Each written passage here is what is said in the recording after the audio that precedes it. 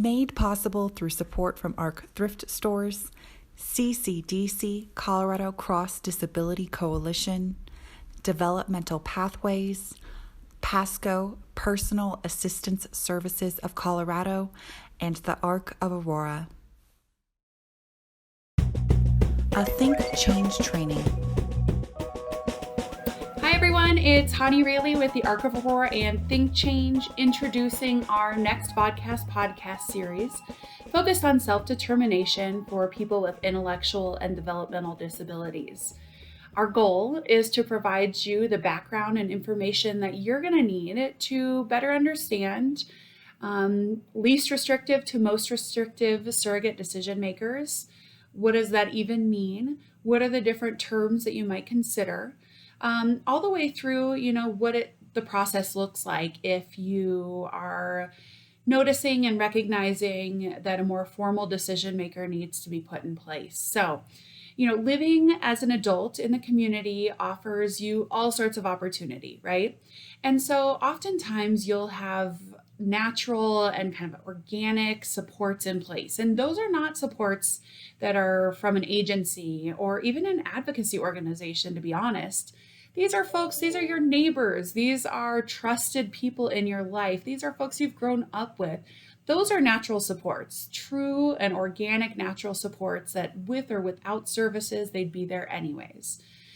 So that's what we kind of consider the least restrictive, right? Those are folks that you're just bouncing concepts off of and considering different choices that you have and making the decision that makes the most sense to you. All the way through guardianship or an imposition of legal disability, which is really the most restrictive. That really means that you, as a person that's looking at guardianship for a loved one or a person you know, and as a person with an intellectual disability, that really means that a person approved by the court of law is able to make all decisions on your behalf. So that's serious. That's a big deal. And you really want to consider the benefits and potential pitfalls of guardianship before you get there.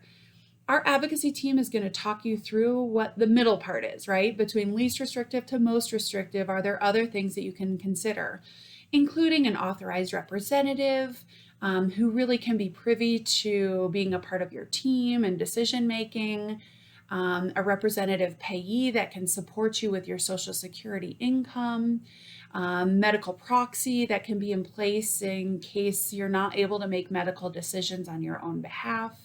There's lots of options. So going from least restrictive to most restrictive, we'll cover them all. Including at the very end, we want to talk with you a little bit about the dignity of risk. And this is a term that's often used in the human services, social services sector, where really what it comes down to is that people get the chance to make mistakes.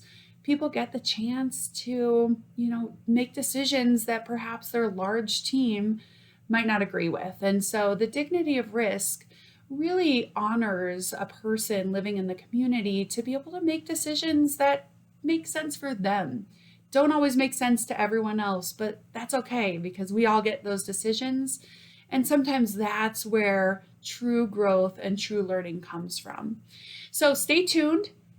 Keep your ears peeled and your eyes peeled for information from our Arc of Aurora advocacy team. We are so happy you joined us. Talking about self-determination is super duper important because it helps us better know how to support people with disabilities in ways that honor and reflect and respect people to live the life that they choose. THINK+change. Talks, trainings, and tools to help in your work for or with people with intellectual and other developmental disabilities. Learn more at www.thinkchange.training.